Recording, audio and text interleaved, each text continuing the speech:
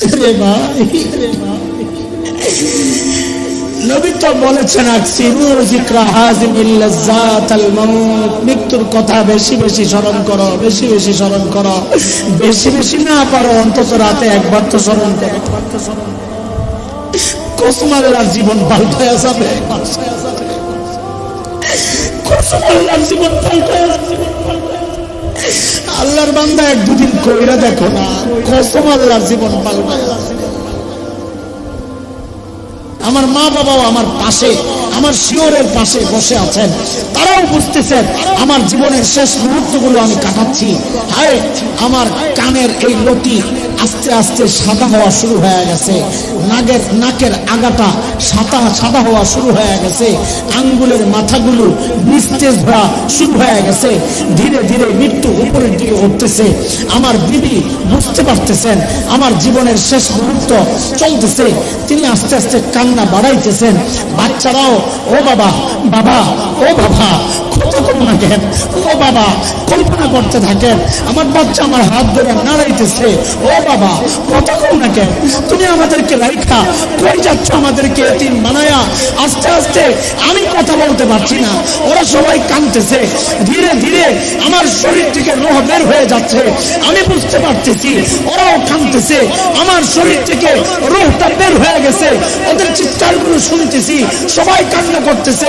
আয় হাসান তো দুনিয়ায় নাই, আয় আব্দুল্লাহ দুনিয়া থেকে বিদায় নিয়েছে, আয় রফিক শফিক দুনিয়া থেকে বিদায় নিয়েছে, আয় ওমর ফারুক দুনিয়া থেকে বিদায় নিয়েছে। সবাই কান্না করতেছে, আমি কোনো জবাব দিতে পারছি না। জিজ্ঞেস করতেছি তোমরা কেন কান্না করতেছ, কেউ কথা বলে না। কান্না করা একটা পর্যায়ে যায় আমাকে গোসলখানার দিকে নিয়ে যাওয়া হচ্ছে। আমি জিজ্ঞেস করতেছি আমাকে কোথায় নিয়ে যাচ্ছ, কেউ কথা বলে না।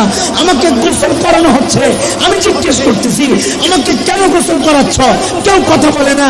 আমার গায়ের সাদা কাপড় মোড়ানো হচ্ছে, আমি জিজ্ঞেস করতেছি এমন পোশাকে কখনো আমাকে জড়াও নাই, এখন কেন জড়াচ্ছ, কেউ কথা বলে না। আমাকে খাটিয়ার মধ্যে শোয়া দেওয়া হয়েছে, আমার আপনজন মা কান্না করতেছে।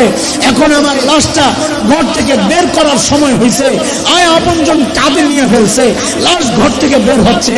আমার বিবি দরজার আড়াল থেকে ফাঁক দিয়া শেষবারের মতো দেখতেছে আর কাঁদতেছে। বাচ্চাগুলো বাবা বাবা কোথায় যাচ্ছ বাবা, চিৎকার করে করে কাঁদতেছে।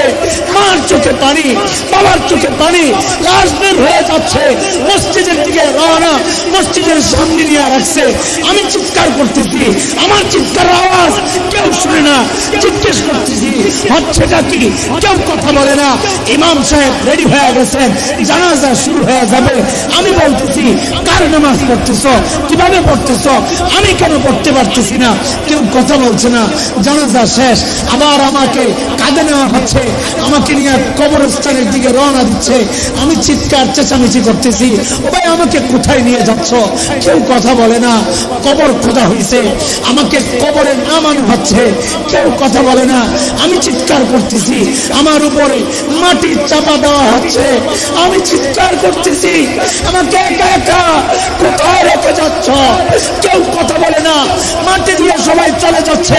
হাদিসের ভাষ্য অনুযায়ী আমি তাদের পায়ের আওয়াজগুলো শুনতেছি, স্যান্ডেলের চকচক আওয়াজ শুনতেছি, চিৎকার করতেছি, কেউ সাড়া দেয় না।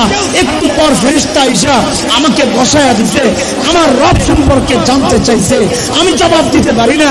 নবী সম্পর্কে, দ্বীন সম্পর্কে জানতে চাইছে, আমি জবাব দিতে পারি না। যেই না জবাব দিতে পারলাম না, অমনি তো বাড়ি শুরু হয়ে গেছে। আয় কবরের চারদিক থেকে কিলবিল কিলবিল করে বিষাক্ত সাপ বিচ্ছু বলে বের হওয়া শুরু হয়েছে, আমাকে দংশন করা শুরু করছে। আমি চিৎকার করতেছি, কে আছো বাঁচাও বাঁচাও। কেউ আগায় আসে না, কেউ আগায় আসে না।